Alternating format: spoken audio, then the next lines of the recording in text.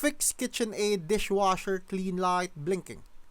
I'm going to tell you how to fix a Kitchenaid dishwasher when the clean light keeps blinking, so you can get it working again. First, check the blinking pattern. Count the flashes and pauses as they indicate a specific error code. You can find the exact meaning of the code on the Kitchenaid website. To try a reset, press heated dry, normal, heated dry, and normal, or unplug the dishwasher for 5 minutes. If that doesn't work, check for heating issues. A faulty door latch or a clogged filters. Running diagnostic mode can help pinpoint the problem. If you're in the US or Canada, you can call Kitchenaid support or schedule a service appointment through their website.